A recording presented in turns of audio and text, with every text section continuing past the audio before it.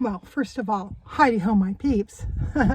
I uploaded something yesterday, a little update on the horses and stuff, which most of you guys already saw. And I wanted to upload a short little video today because I wanted to share the job that I've been working on day in and day out for weeks now.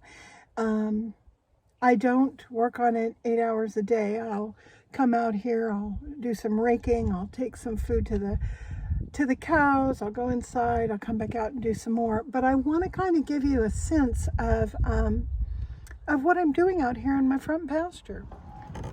So this is the burn pile, and we make this every year with, grass and limbs from the trees and so forth. And we burn generally as soon as we get the go-ahead from the CAL FIRE folks.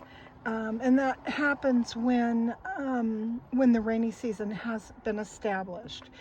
So when you take a little view of this area, everything you see here had been full of waist-high weeds. They'd grown up all around the vehicles. They'd grown up around, well, everything essentially.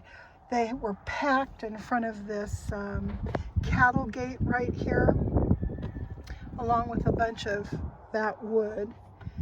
And so I got in here, and I have this pretty well raked up as much as I'm going to. That pile in the center is going to go onto the burn pile, and the wood will be thrown separate.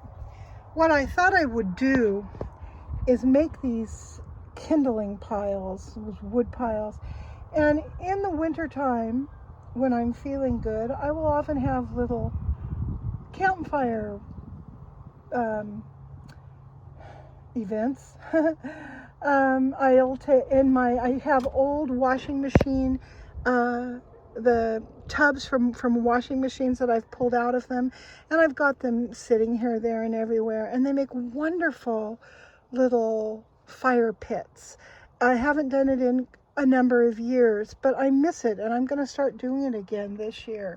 So a lot of this is going to end up in my little seasonal fire pit.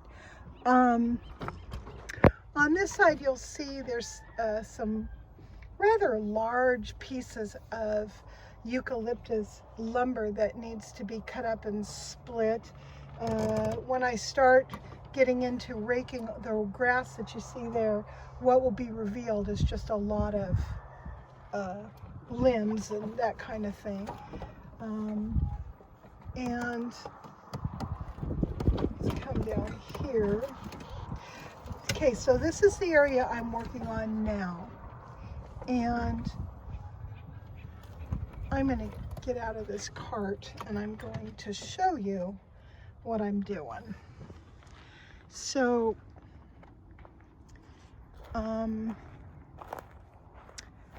yeah, this is a big pile that will be thrown on the tarp and hauled off to the cows.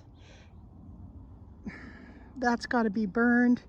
I need to rake and pull away all of the weeds that have grown up over this piece of farm equipment. I did a pretty good job of getting the weeds off of this trailer assembly here. I'm going to be moving this and putting a deck on it. But you just kind of have to get down in there and poke around with a stick, make sure there aren't any venomous snakes, and then pull all that out. This is a walnut tree, and I've never used the walnuts. I've never paid much attention to this tree, but when we come over here, you can see that we have some walnuts hanging there. So I figured I would dig a little well, give it a little bit of water, and see what happens. Now this, you can see where I've done my raking here, and then where the grass starts again. I haven't gotten the rake up into this area yet, but I'm almost done. There's very little left to do before I can move on to another project. So I'm going to continue to work on this today, and when everything is all done, I'll give you a little look-see at how neat and orderly it finally looks. Give you a backward glance at the golf cart. Man, I tell you something. If any of you guys live on property and you have work to do and you don't already have an ATV or something like that, boy, a golf cart is a lifesaver. It really is. I will lay my tarp, which is all bunched up here. I'll lay it out flat on the ground and, you know, heave a bunch of grass on it. Then I have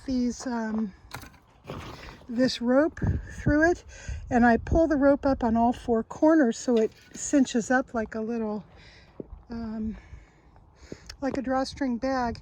And then I put the 4 loops around my trailer hitch, and I drag it slowly wherever it needs to go. So that just really does the trick. So what else do we have over here? I think I'm going to take you over here and show you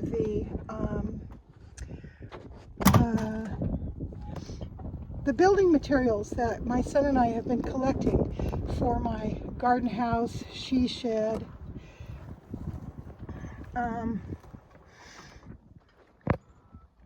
Back in there, you will see a bunch of field stone. I'm going to incorporate that into the area, the walkways and stuff around it. I still have a ton of this green tubular metal fencing. I'm really not sure what I'm going to do with it. I think some of this is going to end up over at the store, so I can fence off some of the areas there. Let's see here. Get out and show you a little more closely. So here's some T111 siding. I'm not sure what I'm going to do with this yet, although I suspect that it might end up as flooring in the garden house on top of some OSB subfloor. I've got a darling little split rail fence there that I've had forever, and I'm going to finally use it. Up in here are tons and tons of antique windows. I don't know how many I've got here. Maybe 40 total. And they're all different types, and they all came out of a couple different old buildings. This will be used in the greenhouse as well as in the garden house itself. Over here, I've got a lot of plywood and quite a bit of dimensional lumber that's been reclaimed. A lot of 2x6s, 2x4s, 2x8s, 4x4s, 4x6s, and so forth. Up in here, I have just various little things. I've got some hinges and some shelf brackets, and that is a skull from probably, I don't know, maybe a sheep, I'm not sure. I've got a couple of sinks there that I will incorporate into the greenhouse. Up in here, I have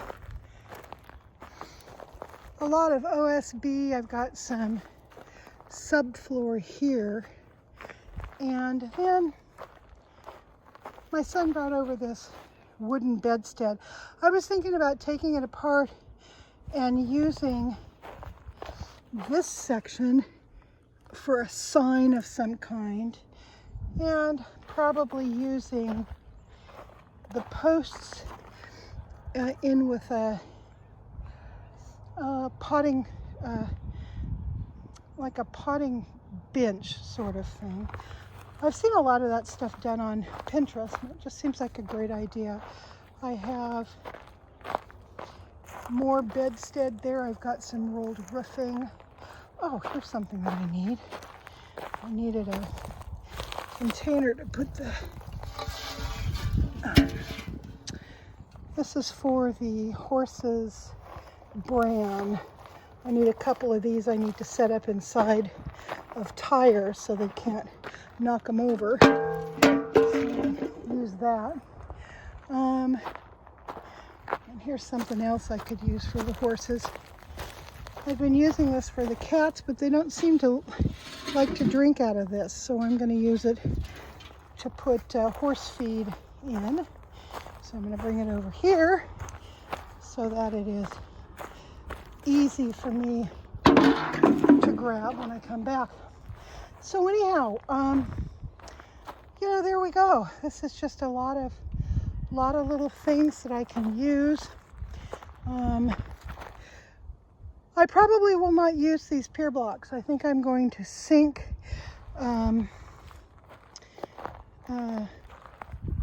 like telephone pole, peeler core type of posts down in the dirt, and that way you can cut everything off at one height much more easily than trying to shim those pier blocks. So anyhow, that gives you a little look-see at some of the stuff I've been collecting for my upcoming building project. And over here, what do we have over here? Really awesome sink. And this is my pile of artistic rust. All of this came from my grandfather. I have all kinds of weird stuff in here. Shears and tools and just all kinds of stuff. There's some of these single tree horse collar things, a wonderful old radio flyer, and then inside this box is copper wire that is going to go for some artistic use. So anyhow, this is all stuff that I'm going to reclaim and use in my projects. So that's that. And before I go, I want to thank Esther and Colette for donating some cash toward taking care of the horses. Wow, you guys, totally unexpected, very appreciated. And I looked at those two donations and I thought, okay, I now have enough to buy a salt lick and 2 more bags of rice bran. So that was really thrilling, and I just want to say thank you. You know, so many of you guys helped me out when Mallory was facing surgery, and I had no idea if I was going to be able to pay for it. And I reached out on not OnlyFans, although I suppose if I reached out on OnlyFans, I'd get all kinds of cash coming my way. No, I'm kidding. I reached out on GoFundMe, and you guys donated almost to the penny exactly what I needed. Then I ended up with a Social Security payment, which covered it was about the same amount of money as what I needed and what you donated. So I sent a letter out to each of you who donated, asking if you wanted me to go ahead and refund you, because the way I look at something like GoFundMe, it's a dire emergency. And it felt like a dire emergency with the dog. But, you know, cash eased up within a week. And it was so sweet because almost everybody you guys were like, nah, you know what, keep it. That's whatever. So, I mean, I was then, and I am still touched by your generous help. I don't know what to do now or what else to say, but thank you. Now, as far as these horses are concerned, I'm having the neighbor go ahead and buy supplies. However, the cash that I got yesterday, I will go ahead and spend that on some additional stuff. I can probably get the salt lick will last, for a year, but I think I'll go ahead and get a flake of alfalfa. I'm not a flake, a bale of alfalfa, and some grain to add to the other stuff. So, and that should last a long time because I'm supplementing very lightly, especially at first, because these horses are not used to eating that kind of thing, and I have to make sure that they eat, they don't get colicky, blah blah blah. So I'm going to be very careful about how much of any of that they get. So it should all last for quite a while. And again, Esther and Colette, thank you guys. That was unexpected and greatly appreciated, and I feel incredibly blessed. I mean, by the money, yeah, but more than that, by just all the support I'm getting from all you guys. You always have such beautiful things to say, and just such encouraging, uplifting words, and wow, it's really something. Thank you. So, on that very happy note, I am going to say bye-bye and get back to work.